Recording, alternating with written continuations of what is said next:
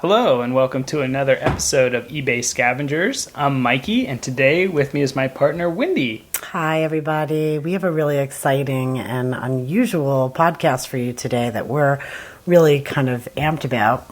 Yeah, this is episode 21 of eBay Scavengers, and it is Finding Macklemore. Now, the first thing we should say is if you don't know who Macklemore is, you're going to have to pause this podcast and go to YouTube and put in Thrift Shop by Macklemore. And a bunch of stuff's going to come up because it's been mimicked. So you want to find the YouTube video for the song Thrift Shop that was posted by Ryan Lewis, who is Macklemore's partner, about 8 months from now, previous to today. So that would be like September. Yeah, September 2012. And there's already 330 million people who have watched that video. We found it when it was just 25,000 people who had viewed it. We did. And when we found this video, it was back in September, we watched it over and over, and we were like, oh my God, they're validating our culture. They understand. This guy really has it. He's since blown up to be a super duper megastar. So, all right, we'll assume that you've done that and that you're back and we're ready to let this podcast roll. So, here's the thing. Today's podcast is a scavenger hunt. We're eBay Scavengers, and we're going to treat this as a scavenger hunt. And it's based on an assumption, which is we think that Macklemore has an eBay store. And we think that if you watch the video, you'll agree there's a lot of clues in there that say that he does. And what we're going to do is we're going to talk about it today. We're going to dissect the video a little bit, and then we're going to ask you, our listeners, to hunt down his store. We're going to find it. If he has one, we're going to out him. Right, and I think that it might be more that Macklemore or Ryan Lewis might have had a thrift shop store that built their career. We don't know. Their videos are really high end, and it looks like a lot of money went into them. So that's one of the reasons we're suspicious. Right, but there is lots of evidence throughout the thrift shop video that someone involved in that video, whether it's Macklemore or someone else, had a great deal of knowledge of what is valuable on eBay, because they're pulling out the bolo ties, they're wearing the Christmas sweatshirts, or the deer version of the sweatshirts, and we think that that kind of knowledge could only come from an expert eBayer. That's our assumption. So again, this podcast is a scavenger hunt. We're going to start it today. We're going to set you in motion, and we're all going to go out hunting for Ryan Lewis and Macklemore's eBay store, if they have one. Now, let's keep in mind, we're fans, so this is all in good fun. So it would be great if anyone who's interested in participating in the scavenger hunt would go to ebayscavengers.com, which is our blog, and post in the comments for episode 21 what they've found. Right. If you find a URL to a store and you think it's them for whatever reason, post the link and then state why. So let's go back and let's talk a little bit about the evidence that we found in the thrift shop video that made us think they had a store. So, I mean, Mikey already mentioned there's this overall knowledge of thrift because obviously Macklemore is wearing bolo ties and the deer sweatshirt, which, by the way, Jay and Ryan turned us on to a while back. We were totally ignorant about trend because we live in the middle of nowhere, and they were like, yeah, it's all about the ugly sweater. And the Ryan... ugly Christmas sweater, right. Particularly, was all the rage. And it looked so ridiculous with all the tchotchkes hanging off of it, and like the real authentic ones from like, a grandmother in Wisconsin putting doilies on it. Now, because this is trend, I think we're already on the other side of it. This is how out of touch we are. We've been emancipated from fashion by living in rural America. But the truth is, it could be that Macklemore doesn't have an eBay store, and he just knows what the trends are because he's 29, That's right? a good possibility. He might just know the trends, but I think there's more to it. Because if you're really into trend, you have to go to eBay to go scope it out. So he might not be selling it. Could only be buying, but you would still have to have the knowledge around eBay to find the items. Yeah, but we don't want to find him an eBay shopper. We want to find his eBay store if he has one. Well, let's move on to shoes, because we know that Macklemore has a song called Wings that's all about vintage or Air Jordans, or really, when he was growing up, they were currently Are Air Jordans. Nikes? Yeah, they're Nike shoes, okay. They're basketball, they're from Michael Jordan, they have the little bubble. Now that song is really about the downside, the negative side of consumerism, and he's really trying to talk people out of it. But nonetheless, he knows a lot about shoes, and he also says in Thrift Shop, he makes a few comments about shoes. He has one about his green alligator shoes, which I also read in an interview with him that he loves like a certain fancy brand. He loves green shoes. Yeah.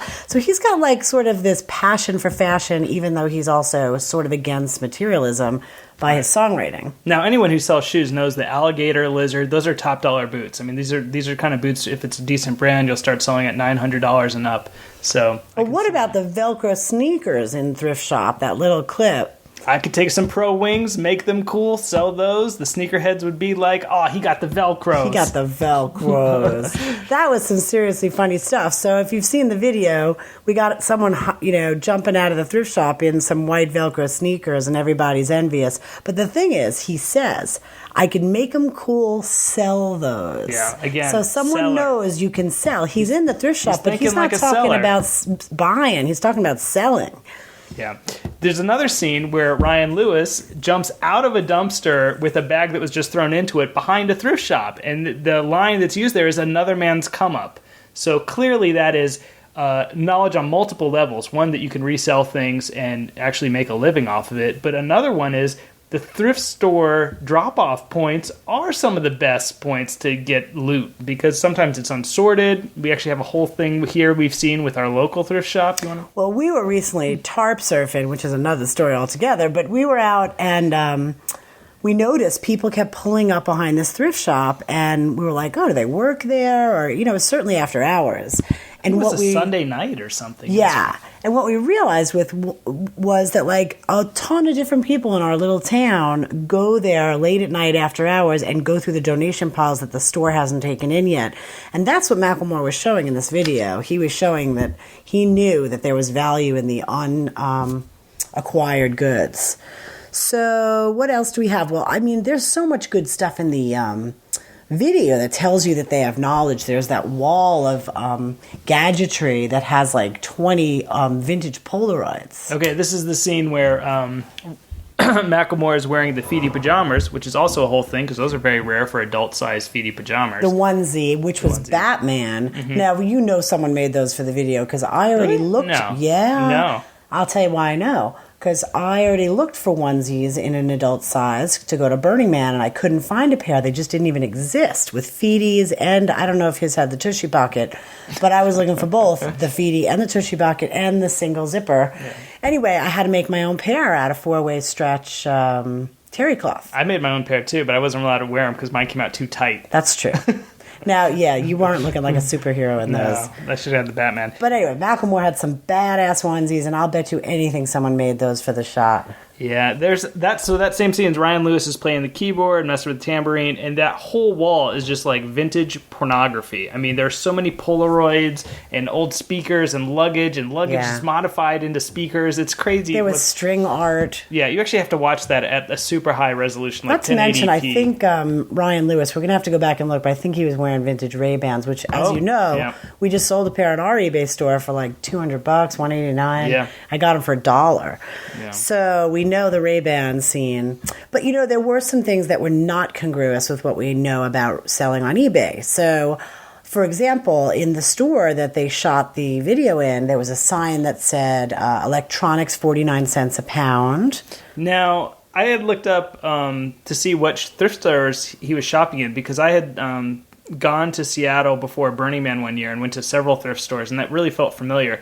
And what they said online was that Macklemore had shot part of the thrift shop video in the Goodwill outlet. So maybe in the outlet they do have the selling electronics by the pound. The crazy pricing. Yeah, the crazy super deal pricing, because usually it's much more expensive.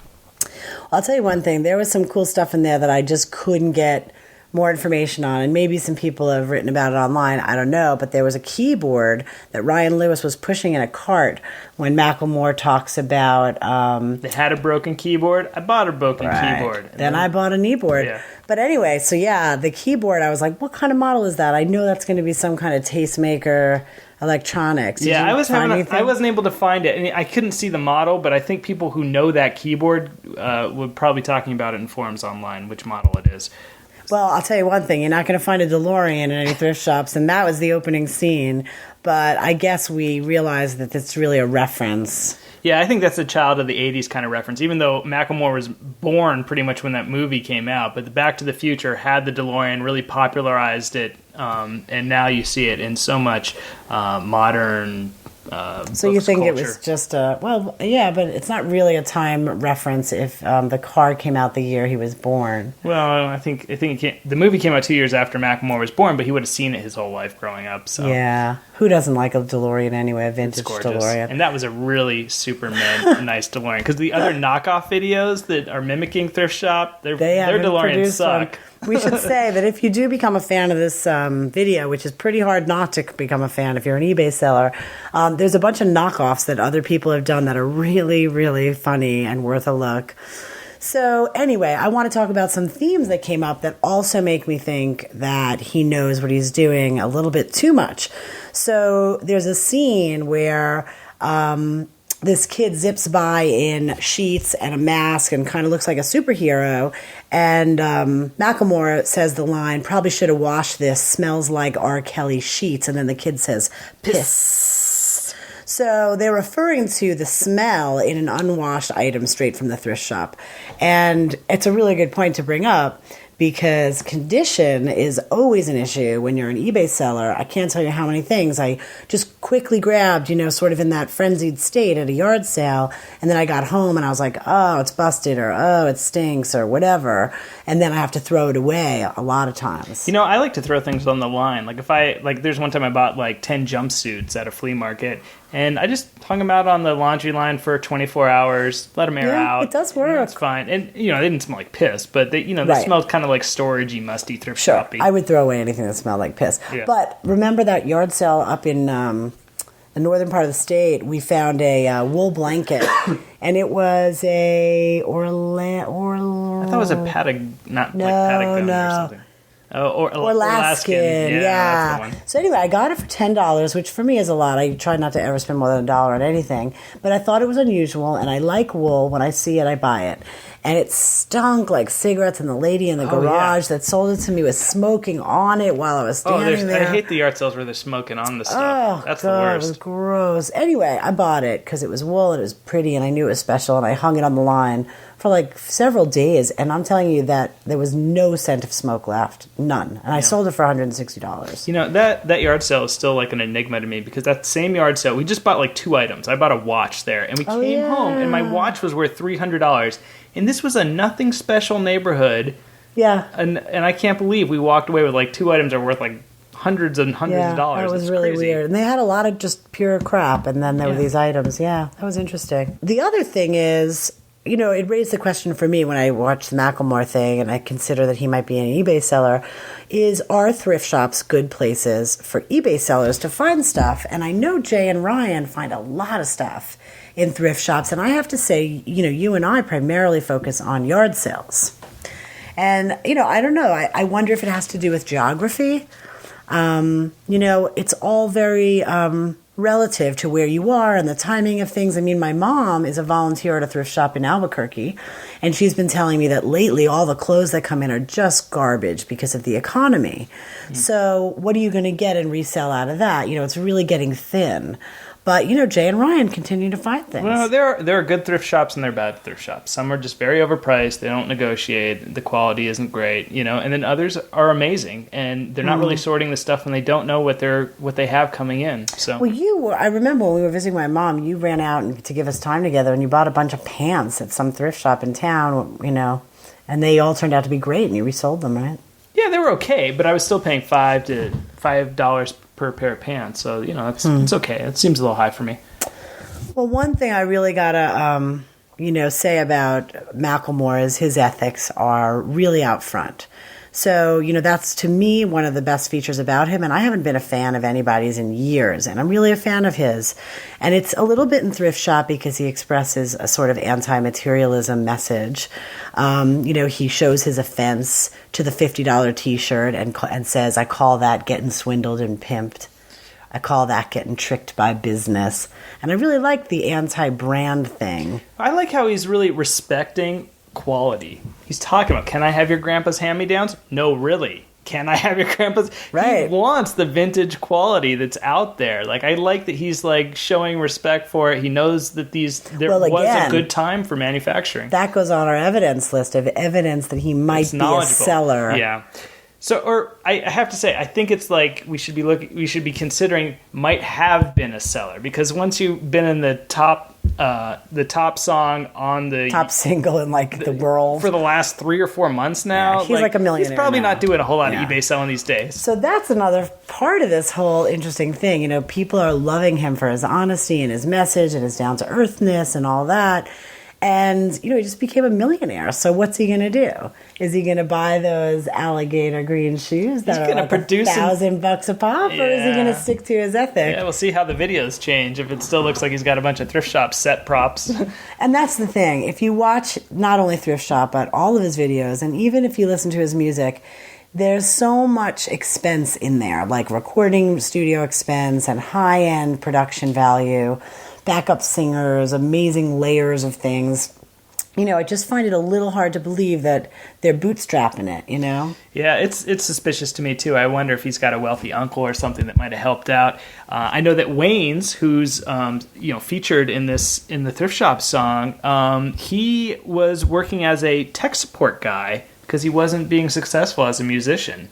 So Wayne's is like a 51-year-old guy who is now, his old albums pre-meeting Macklemore are selling like crazy. So wait, he's the guy who just sings the chorus in Thrift Shop, which is, how does it go? I'm going to pop some tags. Only got $20 in my pocket.